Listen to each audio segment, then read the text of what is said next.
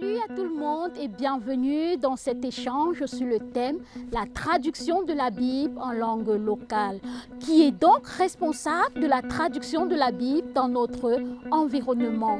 C'est ce que nous allons comprendre tout au long de cet échange avec nos différentes personnes ressources. Suivez-moi. Pourquoi devons-nous traduire la Bible? Il est important de traduire la Bible pour que chacun puisse comprendre le message d'amour qui est transmis avec son cœur dans la langue qu'il comprend le mieux.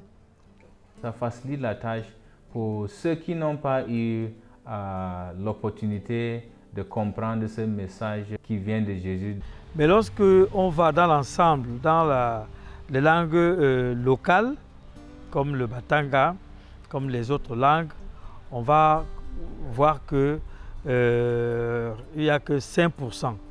Mais si maintenant on descend jusque dans les langues, la langue Batanga elle-même, nous pouvons dire qu'il n'y a même pas 1% de personnes alphabétisées dans la langue.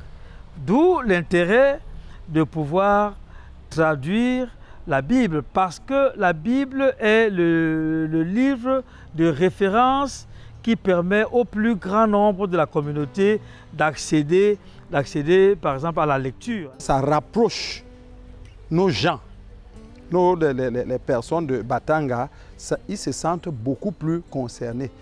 Ça nous permet par exemple de briser certains éléments de la culture. Je peux penser à deux raisons principales.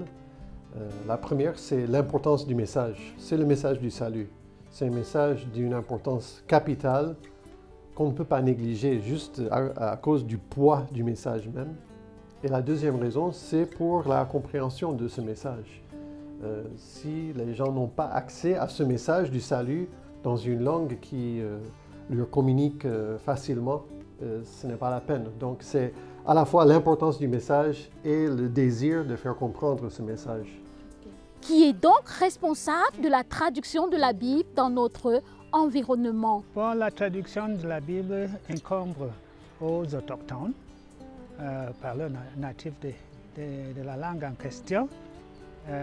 L'Église, elle est spécialiste en traduction, comme moi.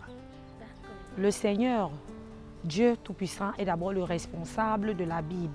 Et maintenant, par la force de l'Esprit Saint, qui est entré dans nos comités, par exemple le comité Batanga, où nous avons vu que nous étions un peu plus bas par rapport aux autres. Comme mon confrère venait d'en parler tout à l'heure, nous avons fait un comité pour voir que la Bible soit traduite en notre langue. Donc il y a la responsabilité de l'Église pour traduire la Bible. Il y a aussi la participation des différentes communautés pour traduire la Bible dans les différentes langues maternelles. Merci à nos différentes personnes ressources pour ces différents avis. Actuellement, nous allons conclure notre échange en les écoutant une fois de plus sur comment est-ce que eux, ils facilitent le travail de la traduction de la Bible. Prêtons l'oreille.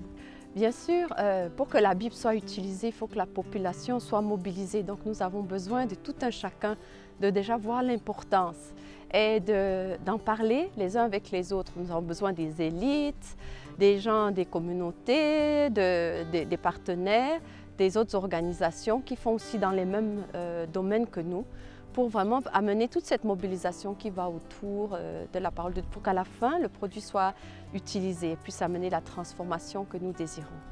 On peut contribuer en allant vers des personnes ressources, en produisant beaucoup plus de manuels. Nous pouvons aider l'Église à assumer cette responsabilité, même les théologiens, en ce sens que si nous apportons de nos finances, nous pouvons davantage contribuer à ce que les uns et les autres sur le terrain puissent, n'est-ce pas, sortir la traduction des Bibles en les langues locales, les cultures auxquelles nous appartenons. Donc, chaque chrétien doit pouvoir aider son Église. Et moi, par exemple, étant suivi la formation en linguistique, en principe de traduction, je travaille pour aider. Et puisque je suis conseiller en traduction, j'aide ceux qui travaillent dans la traduction à avoir une traduction naturelle, claire et nette.